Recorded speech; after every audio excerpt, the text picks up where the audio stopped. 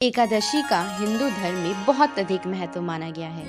एकादशी तिथि भगवान विष्णु को समर्पित होती है, इसीलिए इस दिन भगवान विष्णु की पूजा का विधान है। साल भर में 24 एकादशी होती है। इसमें एक कृष्ण पक्ष और दूसरी शुक्ल पक्ष में होती है, लेकिन इस साल अधिक मास होने के कारण 26 एकादशी पड़ी है। मार्गशीर्ष माह के शुक्ल पक्ष में पड़ने वाली एकादशी को मोक्षदा एकादशी के नाम से जाना जाता है। इस साल मोक्षदा एकादशी का व्रत 22 और 23 दिसंबर दोनों दिन रख सकते हैं। मान्यता है कि एकादशी का व्रत करने वाले लोगों का जीवन खुशियों से भर जाता है और मृत्यु के बाद मोक्ष की प्राप्ति होती है। अब जानेंगे इस दिन हमें पूजा कैसे करनी चाहिए। एकादशी के एक दिन पहले तामसिक भोजन बंद कर दें। इसके बाद एकादशी के दिन सुबह उठकर स्नान कर सूर्य देव की उपासना कर व्रत का संकल्प लें। घर के मंदिर में दीप प्रज्वलित करें।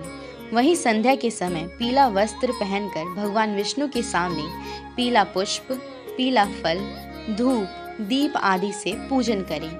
फिर विष्णु भगवान के सामने ओम नमो भागवते वासुदेवाय नमः मंत्र का जाप करते हुए माता लक्ष्मी की भी पूजा करें। इसके बाद भगवान को भोग लगाएं। इस बात का विशेष ध्यान रखें कि भगवान को सिर्फ सात्विक चीजों का भोग लगाना चाहिए। भगवान विष्णु के भोग में तुलसी को जरूर शामिल करें। ऐसा माना जाता है कि बिना तुलसी के भगवान विष्णु भोग ग्रहण नहीं करते हैं। उसके बाद आरती के साथ पूजा संपन्न करें। अब हम इस दिन की कथा सुनेंगे। प्राचीन काल में चंपक नाम की एक सुंदर नगरी थी, जहाँ राजा वैखासन राज्य करते थे। राजा अपनी प्रजा का संतान की तरह पालन पोषण करते थे। वहाँ पर चारों ओर भक्ति में शुद्ध वातावरण था। एक दिन राजा ने अपने स्वप्न में देखा कि उनके पिता नरक में भीषण यातनाओं और दुखों से पीड़ित हैं। ये देखकर राजा बहुत दुखी हुए और उनकी आंखों से आंसू निकलने लगे। अगले दिन उन्होंने अपने राज्य में ब्राह्मणों की सभा बुलाई। इस सभा में उन्होंने अपने स्वप्न के बारे में सभी ब्राह्मणों को बताया। राजा बोले, हे ब्राह्मणों, जब से मैंने अपने पिता को स्वप्न में इतने कष्ट में देखा है, तब से मेरा ये राज्य, परिवार, संपत्ति भी सुख नहीं दे पा रही है। कृपया आप सब कोई उपाय बताएं, जिससे मैं एक पुत्र का कर्तव्य निभा सकूं और अपने पिता को इस नरक की यातना से मुक्ति दिला सकूं।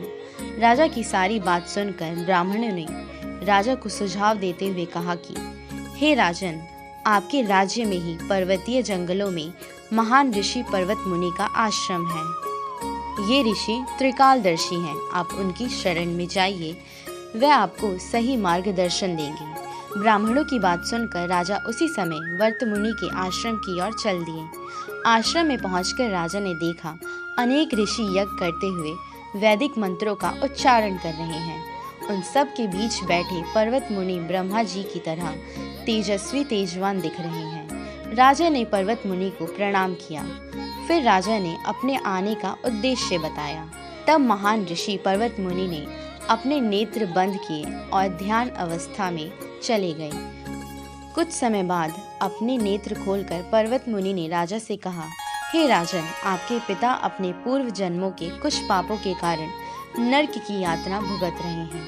इसीलिए आपका कर्तव्य है आप उन्हें इस कष्ट से मुक्ति दिलाएं, और इसके लिए केवल एक ही उपाय है। आने वाली मार्गशीर्ष मास की शुक्ल पक्ष की मोक्षदा एकादशी का नियम और निष्ठान पूर्वक पालन करेंगे तो आपके पिता को नरक से मुक्ति मिल जाएगी। ऋषि की बात सुनकर राजा बहुत प्रसन्न हुए। उन्होंने ऋषि को प्रणाम किया और अपने राज्य वापस लौट आए। कुछ दिनों में मार्गशीर्ष मास की शुक्ल पक्ष की मोक्षदा एकादशी आई। राजा ने अपने परिवार सहित उसका श्रद्धा और नियम से पालन किया। एकादशी से अर्जित फल को अपने पिता को अर्पित किया और उसी समय देवताओं ने पुष्प वर्षा की। राजा के पिता ने आकाश मार्ग से जाते हुए राजा को आशीर्वाद दिया और मुक्ति प्रदान की। आप हमारे संत वाणी चैनल को सब्सक्राइब करें, वीडियो को लाइक करें, शेयर करें और हाँ, बेल आइकन पर क्लिक करना बिल्कुल ना भूलें, ताकि हमारी किसी भी वीडियो की सूचना सबसे पहले आपको मिले।